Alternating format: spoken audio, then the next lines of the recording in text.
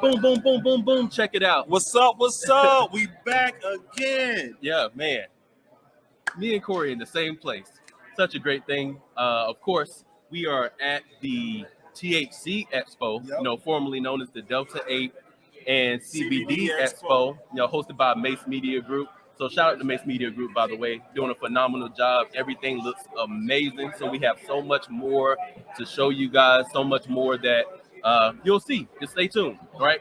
But today, you know what we do. When we come to these expos, it's always about the different conversations that we can have, right? Being able to learn about alternative solutions, alternative medicine, right? And ways to, pretty much get away from everything that big pharma is pushing on you guys. So we had to make sure that we come through and have valuable conversations and make quality time.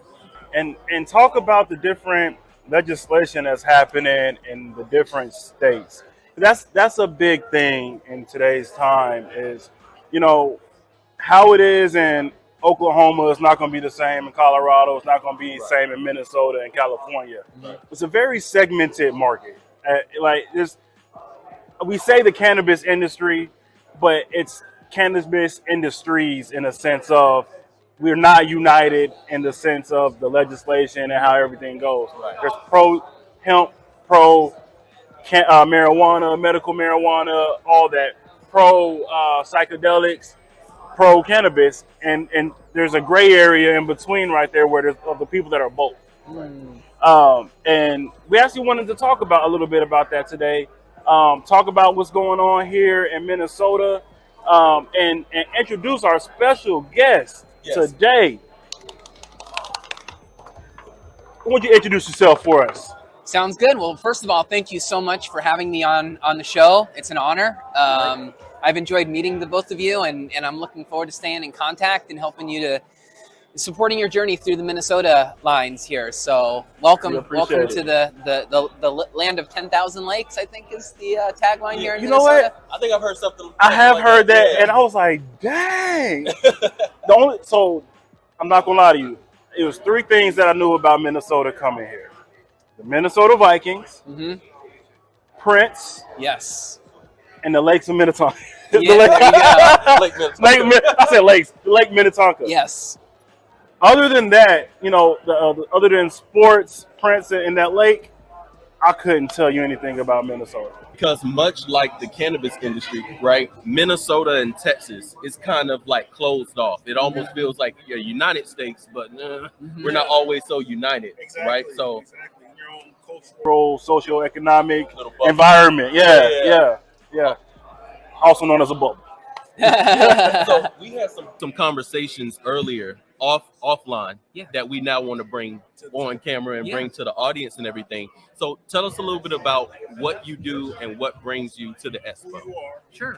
So my name's Adam Dince, and I'm the founder and medicine minister at Eagle Spirit Collective.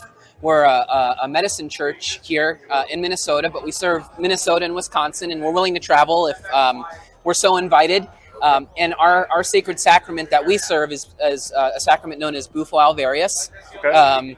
You might hear it referred to as 5-MeO-DMT, but Bufo alvarius is a little bit different than the synthetic 5-MeO-DMT in that.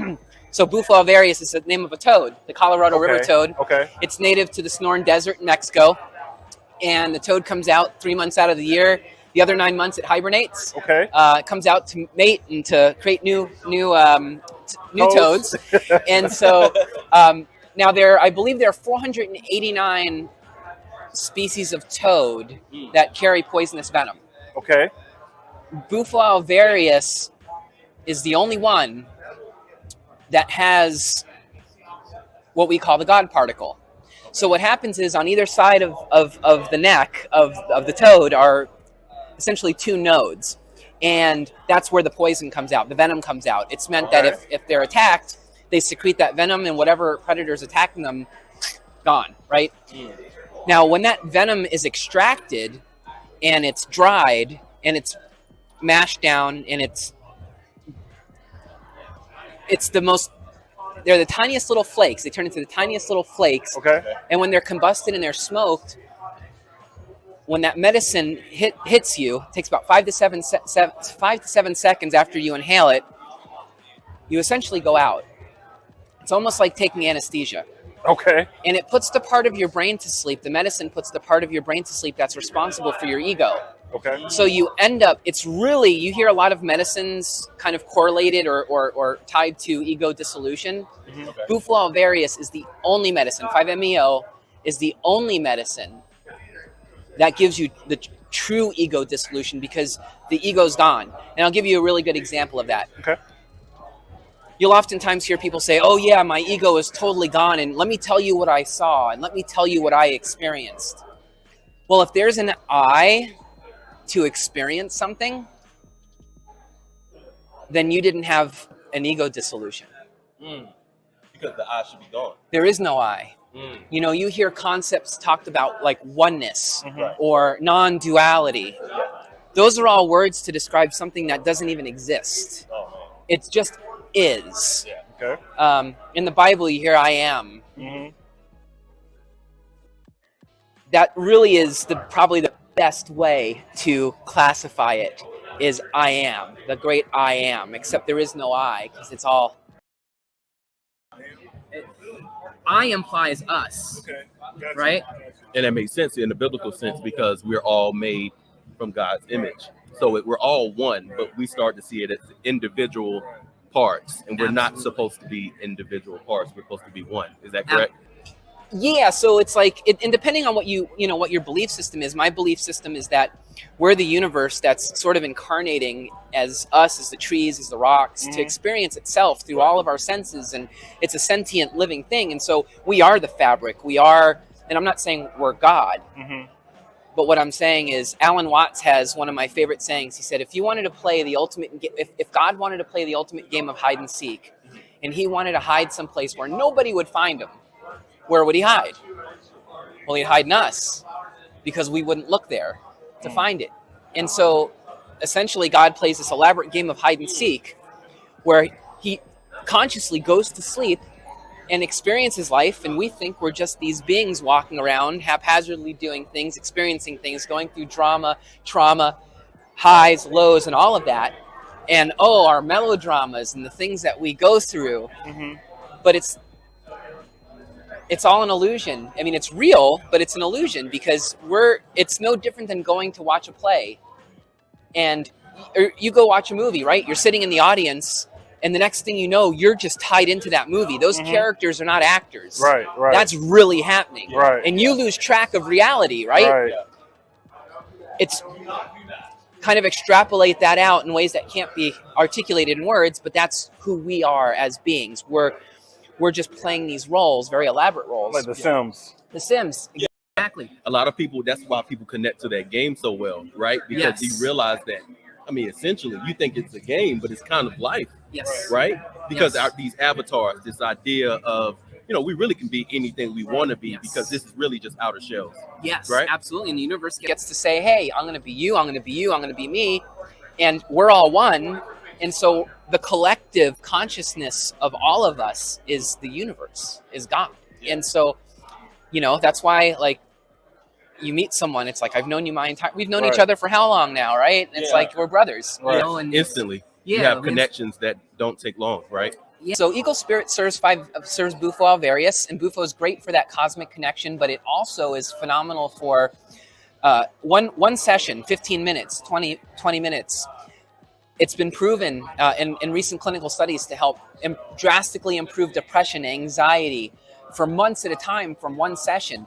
I can tell you from the many processes that I've served, people with sexual trauma, people who have been molested, raped, kidnapped, people who are addicted to narcotics or alcohol.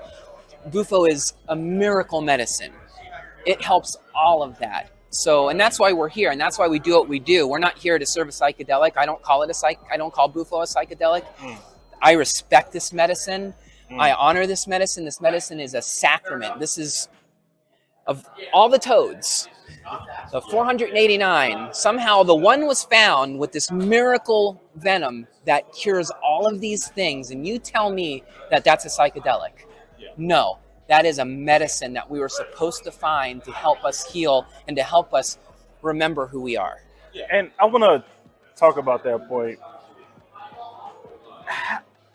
It's mind-boggling for me to understand how that was even discovered. Like how, what possessed or what was an inspiration for someone to say, let me take this venom, heat it up, turn it into the flakes, as you mentioned, and then let me ingest it. Yes. You know, that process right there, you know, it's amazing in itself that someone, I don't know, it's like how how many people died trying to get to that point? Right. It's like with You mushrooms too, right? Right. Like who was the person who was like, yeah, I saw 3 people die eating mushrooms, but this one looks a little bit different. Right. So I'm going to try this one Right. over here. Like, aha! Oh, hey, this one works. All right. So get rid of those 3 over there, and we'll just continue to use this one. And, yeah. Said 491 species? 489. 489. So 488 of those are all poisonous, right? Or didn't work, or they do work. Well, it's I don't know that all 489 have been tested. Okay. They may have. I don't know. I don't know the answer to that. Well, but it's the one where they found the 5-MeO DMT Right. in it, which is the catalyst Right. for this experience, which I just shared. And so, Right. And when you think about that, you know, DMT, which is part of the mixture that goes into ayahuasca, right? DMT combined with essentially an MAOI inhibitor, which extends the experience to up to 8 hours, right? Because DMT too is about a 15 to 20 minute experience, but when you mix it with an MAOI inhibitor, it extends to 8 hours, right? Bufo, 5-MeO, and the other compounds that are in Bufo various are 5 to 7 times more powerful than DMT is. It doesn't mean it's 5 to 7 times more difficult. Right. I've personally found Bufo to not be as difficult of an experience as ayahuasca or DMT. Now, the post experience, when you come out of the medicine and you now have to embody, I mean, imagine you experience yourself without your personality. Right. You meet who you are, and then you come back. It's similar to a near-death experience, right? You hear people who are like, oh, I was in a car accident and I died and I went home. And then I was told I had to come back. So I came back into my body, and now I'm stuck here in the hospital. I have all this, my body hurts. I have all this recovery I have to do. I have to go back to my job. I have these bills to pay. I'm in this relationship, right? Why did I come back? And so Bufo, in a very similar way, when you come back and you have to reintegrate back into life and figure out how to live in this human body when you know that you're so much more than that, can be really challenging. And sure, ayahuasca and mushrooms, psilocybin, and other medicines do very will cause you to have similar reactions, but Bufo, it can be the most difficult to integrate because the experience you have is unlike anything else. It really is. Now in Bufo, right? Yes. Make sure I'm saying it correctly, right? Yes, sir. So you guys know. But with Bufo, of course, everyone's going to ask you how often should you be, experiencing this? Because like you mentioned, if you experienced a near-death experience 5 times a month, right? Yeah. It would be like you said, it would be hard to connect back to what most people call reality or whatever, right? Life as we know it in these bodies, these avatars that we use, right? But just to get back to the point, what is like a healthy consistency, like as far as, or what is a healthy frequency to be able to experience something like this? Yeah. I think it depends on the person, right? Okay. There's some people who come in, the medicine always knows what needs healing and what needs help, right? So if somebody comes in, so I had someone who came in or sat in a ceremony who had a lot of sexual trauma and released a lot of it. And after ceremony, the person was like, well, there's still some things that are there that I need to work through. So I know at some point I'm going to work with the medicine again. And my advice is just don't listen to your head, because your head's going to be like, Well, let me frame it this way. Most people, after the first experience, are like, okay, I'm good. Mm-hmm. Right? Because when we're here talking about Bufo as like it's a psychedelic, right? We're talking about it like it's a drug. Right. And that's normal before you experience it. And you're like, oh, yeah, well, I did that my first ceremony that I sat in. I'm like, how many times are you doing it? And how many? And we're talking about it like we're... But when you wake up from the medicine and you open your eyes for the first time, and that ineffable experience is just... And you're sitting on that sacred ground and your hands are in the dirt and your face is covered in mud and you just experience... It's like, okay, I'm good. I do question people who come in, over and over again. I have my own personal philosophy on that. I don't let people sit over and over and over again unless there's a really good reason. I think the most I've let anyone sit is 3 times. Mm-hmm. 3 times within it depends on what they're doing. So if they're doing the integration work, okay. But really you should be... There are some scenarios where somebody doesn't fully surrender to the medicine the first time, mm-hmm. and they know that, and they're like, hey, I didn't really have the experience I thought, or I know I could have because I was holding back. Can I sit with it again? And so, yeah, in that case, let's try it. And if that second experience, the same thing happens, it's like, okay, well, we should really talk about whether you should perhaps try another medicine and see if that one suits you better, right? Or I've had people in one session take 2 doses because they were so nervous the first time that they didn't hold the smoke in long enough, mm-hmm. or they didn't take enough smoke in. And so they still have an experience, but they're like, okay, you know what? I can do this. Let's try it again, and we'll do another dose, and they're fine, and they go fully through. But my personal philosophy is that the larger the spiritually transformative event that you have, the more time you need to integrate that experience. Mm-hmm, mm-hmm. And when you don't do that, you're not honoring the medicine. And so I will not let anybody sit with the medicine again who can't demonstrate that they've integrated with a willingness. It's interesting. So now I'm on the matrix. But in the sense of it's like if you escape the matrix and you see reality for what it is, or your perspective of what reality is now, right? So everybody is thinking down here, but you're thinking up here. I can imagine it's hard to integrate back into society and reality because you're like, no, none of that matters. Yeah, none of that matters. Yes, because this is what's important right here. We are all connected. We are all one. It's about taking care of each other. Yep. This dispute that you're having with each other, it's nothing. Yeah, it's nothing because and then going into it. I can imagine that is especially when people are still at the ground level hearing that, it's hard to, like you said, it's hard to put in words to describe your experience. So yeah, that's definitely interesting. I did want to talk about ego. Yeah. So, me and Jarrell have a lot of conversations off camera just about ego. Is ego a good thing? Mm-hmm. Is ego a bad thing, right? Mm-hmm. Is confidence considered ego, or is too much confidence your ego, and so on and so forth? So what is your overall perception when it comes to ego? Is it a good thing? Is it a bad thing? What do you think? That's a really great question. I'm glad you asked it. I think the ego gets a bad rap. Okay. People love to talk about killing the ego. I'm going to kill my ego. Right. And really the ego is what helps us function in this life. The ego's mm-hmm. job is to help. All the ego is trying to do is to drive us as close to pleasure as it possibly can and as far away from pain as it can. And the ego is created by our set of experiences in life, right? So if growing up we were neglected or we were abandoned, our ego is going to try and protect us mm-hmm. by not letting us get into situations, right, that might cause us that hurt again. Mm-hmm. And so for many of us, the ego... Now, when the ego takes the lead, imagine 2 people dancing together. When the ego takes the lead, it can cause problems, right? Because the ego essentially operates in the fight or flight mode all the time, mm-hmm. right? So someone passes you on the street and says something to you that triggers you, and you just automatically, right? That's your ego, right? Like, no.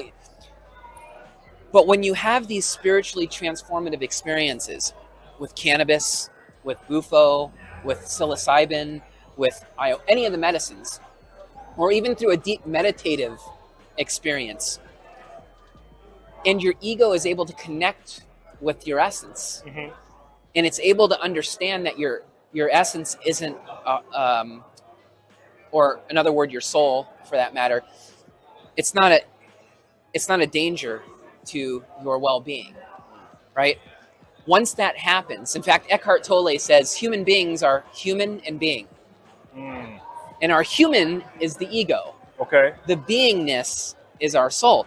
And once you're able to get that humanness, to understand that the beingness is there to support it and to love it and to nurture it, the ego then begins to learn. And I'm not saying that the ego is perfect by any means, because we're all human, right? None of us, very few of us ever get to that.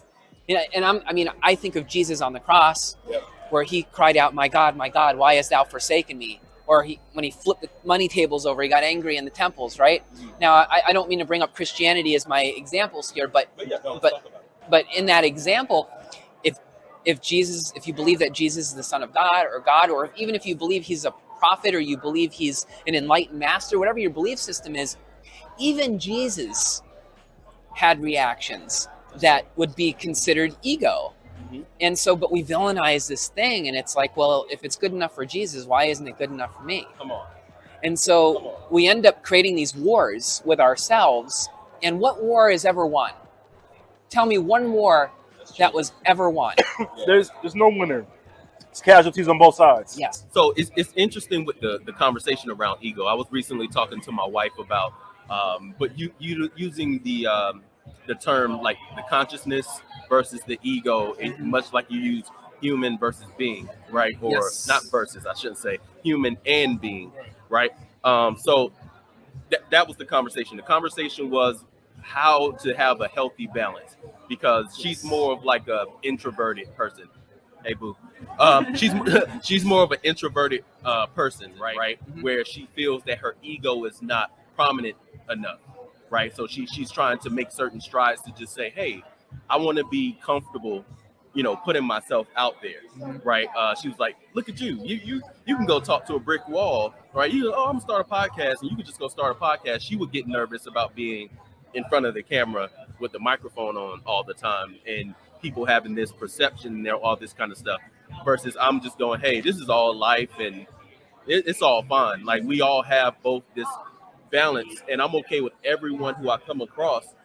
I'm okay with your balance, not even knowing what your balance of ego and consciousness is, and what that's going to pose as a possible threat, or if we're going to naturally connect as one together.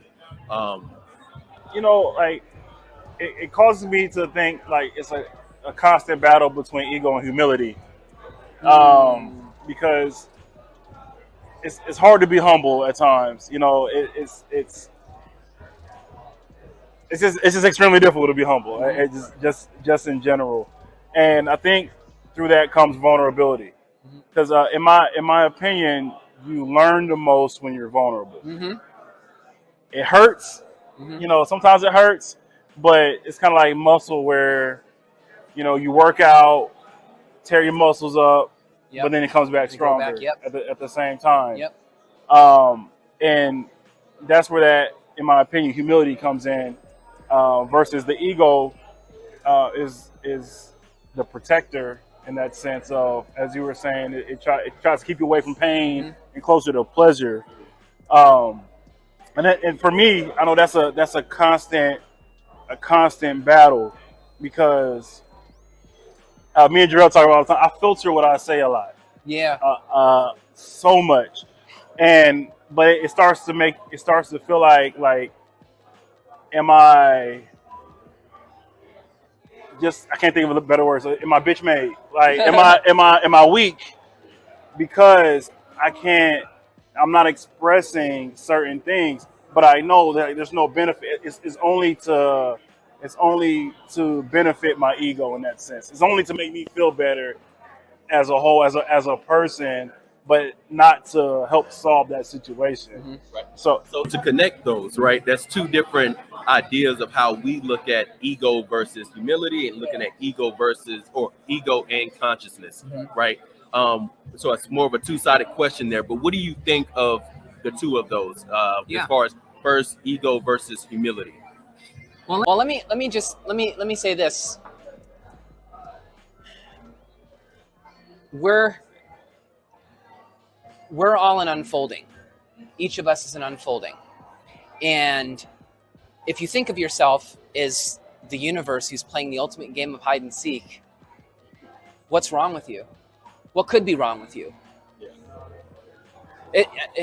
Ram Dass says, we'll walk into a forest and we'll see trees that are bent in different ways. And we look at those trees and we go, and they're bent in those different ways because they all receive different light. Mm-hmm.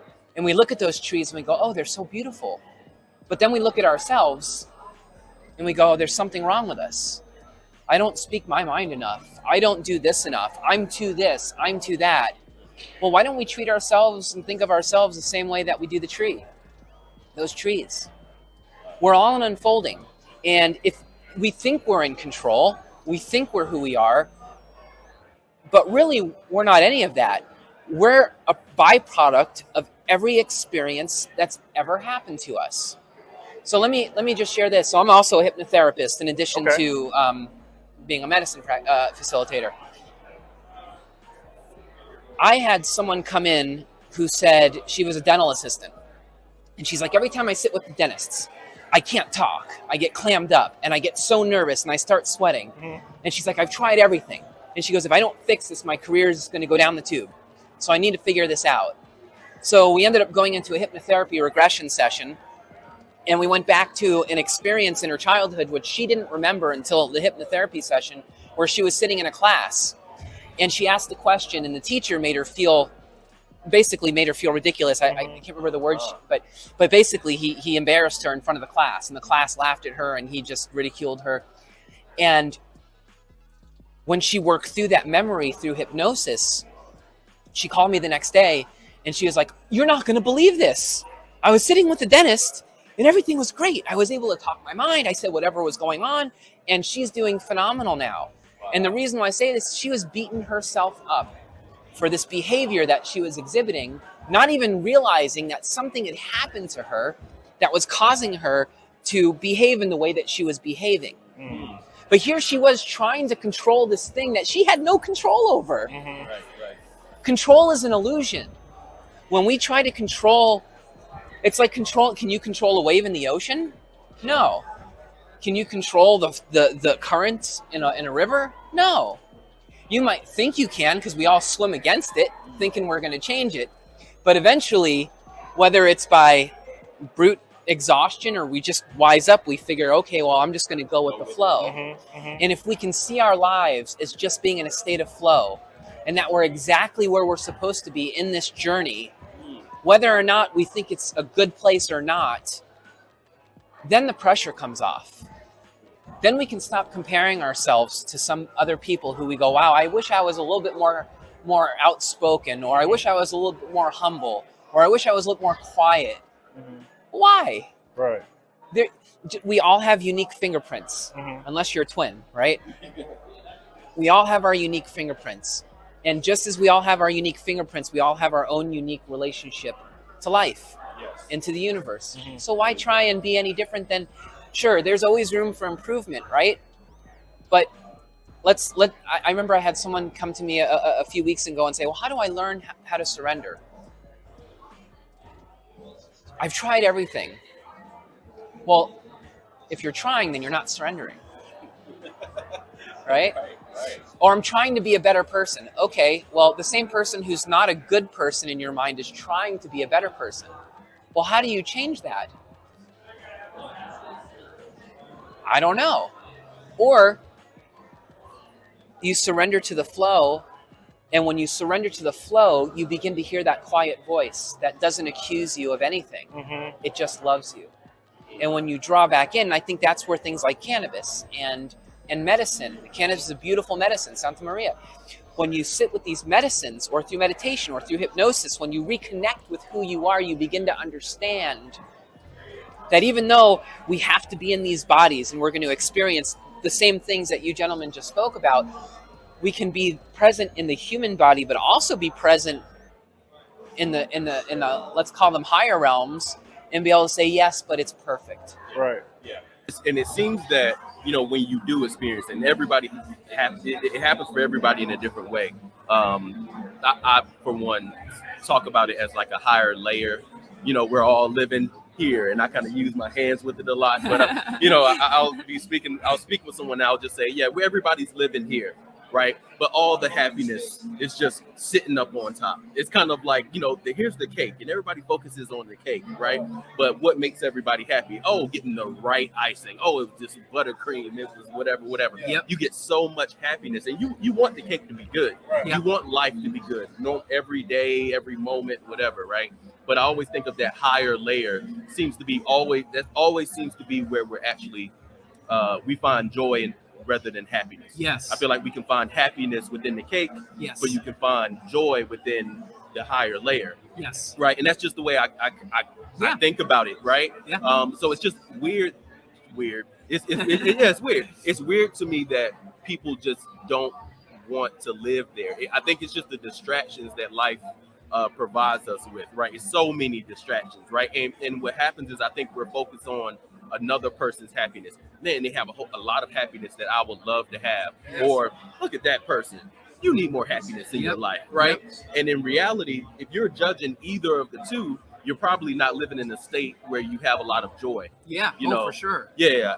Or even like in medicine ceremonies, right? You sit next to someone and they tell you what they experienced in their ceremony and their process. And then you go, I didn't experience that. What's wrong with me? Envy. Something must be wrong with me. Okay. So what do you do? What do you do at that point? Okay, well, what's wrong with you? Tell me what's wrong with you.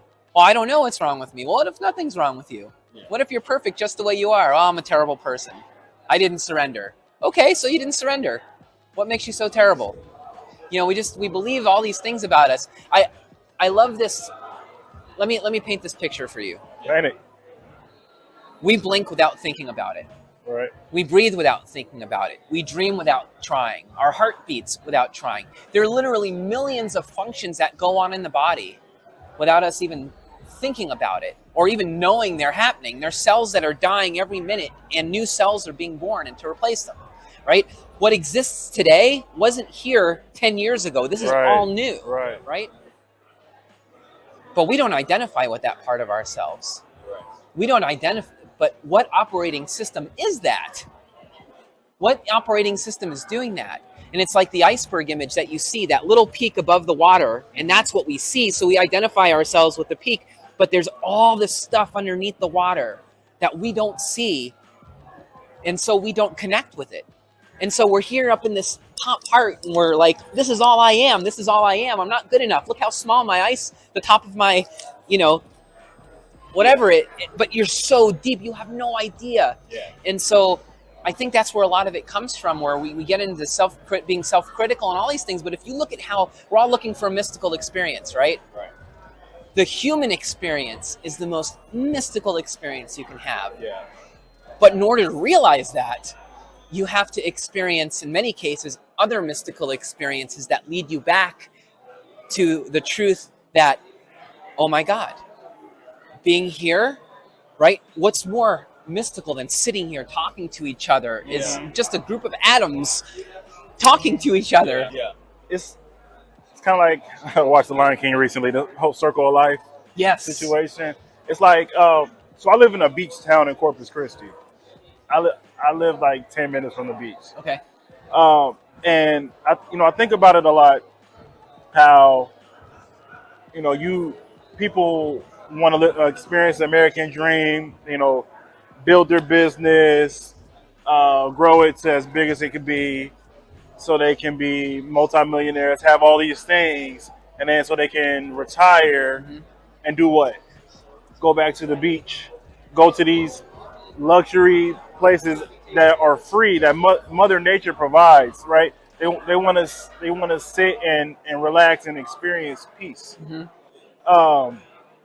I think I don't remember who it was or if it was in a book, but and then the analogy was, so there's a gentleman, he's a fisherman, a local fisherman, and he was just happy. He was he'll take people out, show them how to fish and everything like that.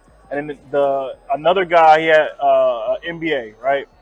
And he said, "Hey, you're amazing at this. Why don't you start a business? Why don't you grow your business, right? You can scale your business to all these different areas and you'd be mega rich," right? He said, "I could."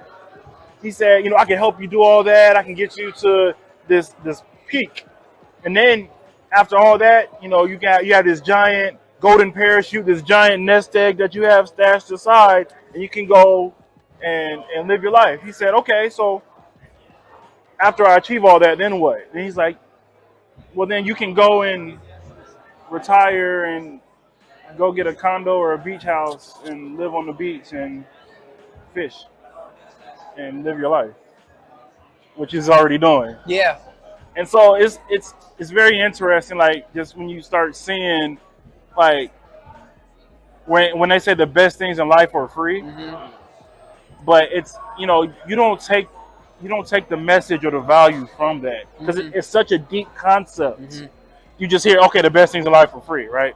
But no, like the love that you share with your neighbor, your friends, your family, the experiences of going through nature, seeing the miracles of life that God created, and all of that. It's all free. I mean, it may take you some gas to get there. Gas price is kind of high right now, but but overall, that experience. I think where was I? Me and my wife were driving down the coast of California. I think Highway 1. Yeah. Highway 1, I think, or 10, whatever it's called. Pacific Coast? Yeah. Yeah. And we stopped, and I can't remember what it's called, but it was a place that had purple sand. Purple sand? Purple sand. Wow. On a beach? On a beach, natural. Purple sand. And I was like, this is amazing. This is amazing. Like, and this is stuff that, like, one, you have to put yourself out there to go experience stuff like that, right? And that's, in my sense, where a lot of time the ego comes in for people that are small towns. Like, there's nothing out there for me. Well, it's probably actually fear. You're scared to leave your environment. Yeah. You're scared to be in a world that you're not familiar with. But when you go out there and explore that stuff, it's a game changer. Yeah. It's just Go out and explore simplicity. Simplicity. Go out and explore the stuff you were given from the beginning. And it's peaceful. Yeah, it's peaceful. Because the distractions, to be able to separate from the distractions. Well, and we're conditioned, from the moment we're born, we're told that, hey, you know what? When you go to school, you have to do really well in school so that you can get into college. And when you go to college, you got to do really well so you can get a really good job when you graduate, so that you can get the house and you can have the kids and you can have the cars and all that stuff. Right. And then you get all that and realize, well, I'm still not happy. Right. So why isn't all this filling me? Well, it's because you are conditioned to believe that's what's important. And I've seen, I'm 46 now, so I'm not a spring chicken anymore. But what I've seen with a lot of people who are my age is we all did the same thing. We all climbed the mountain. And we got to a high peak on the mountain, and we're like, wow, it's pretty lonely.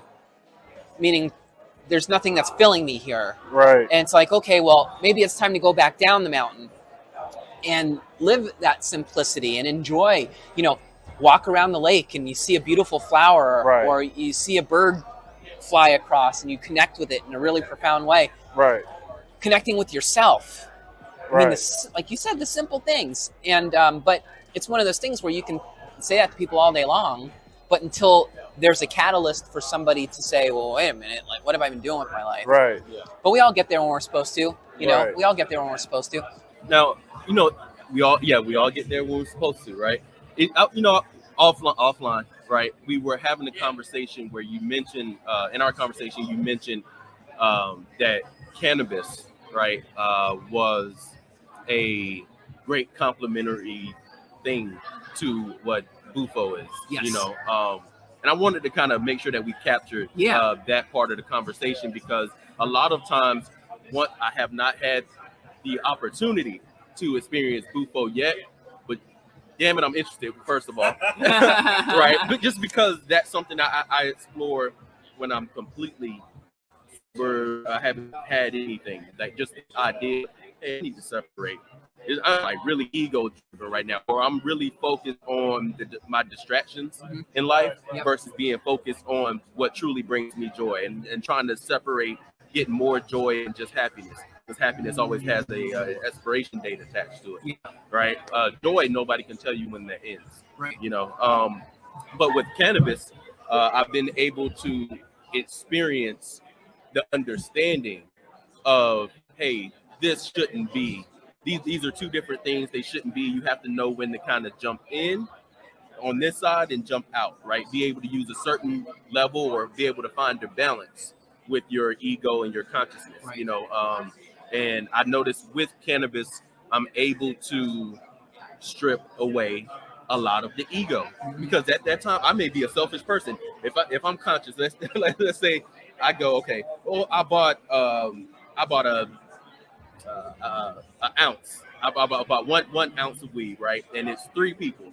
And the first thing I'm thinking about is, okay, I can't let them smoke up all my weed, right? Like I'm thinking, like, okay, so we got to ration this whole idea. Like, you can't have it all. We're just gonna put this amount on the table, and we can.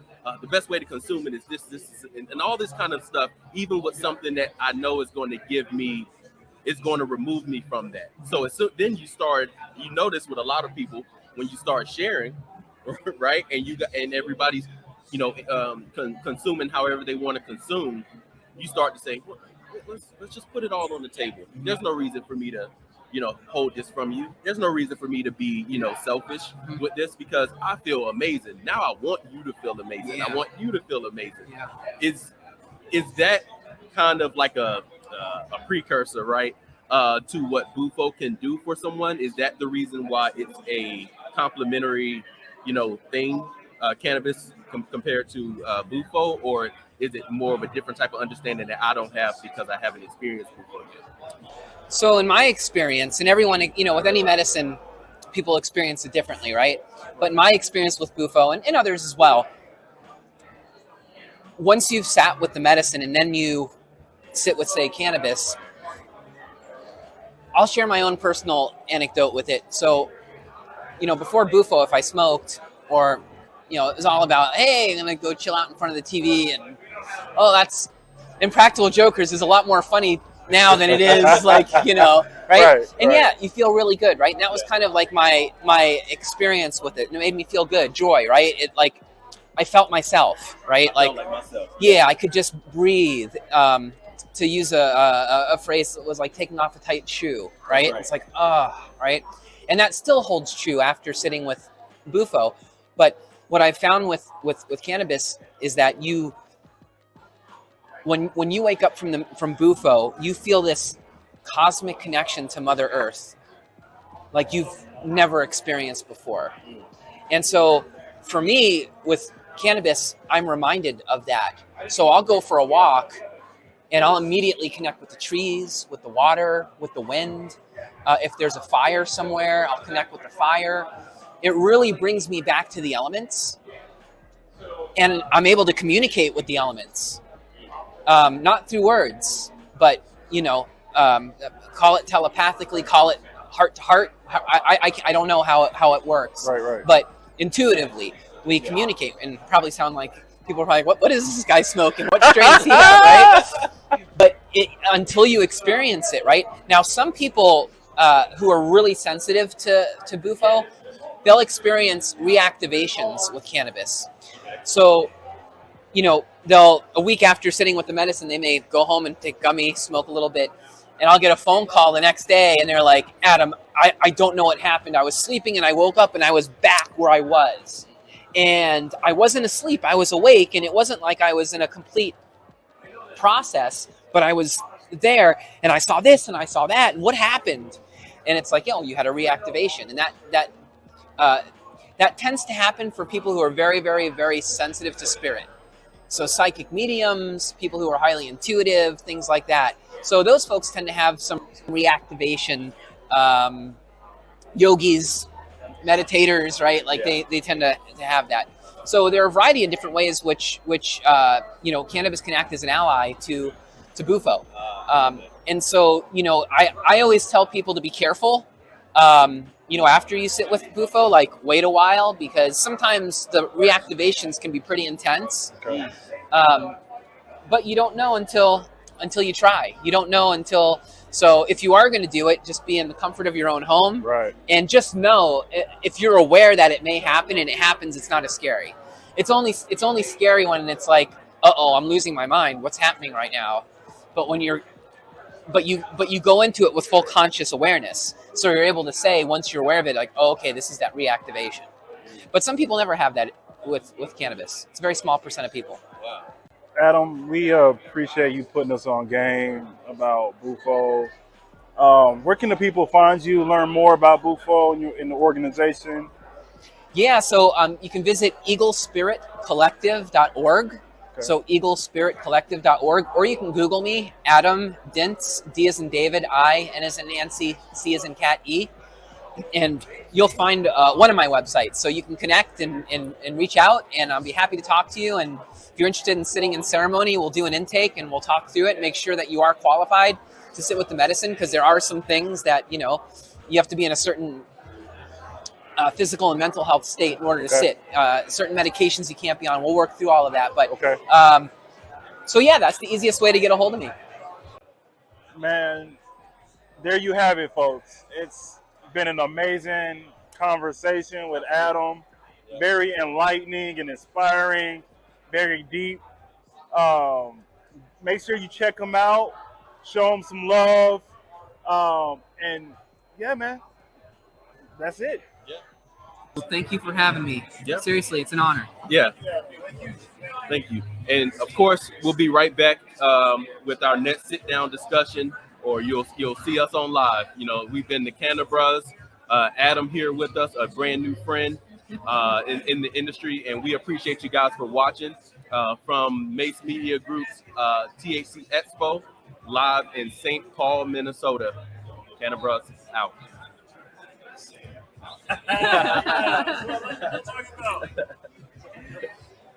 Welcome to the show, welcome to the show.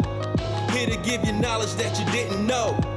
Put you on some game, now you got a buzz. You are now listening to Cannabis.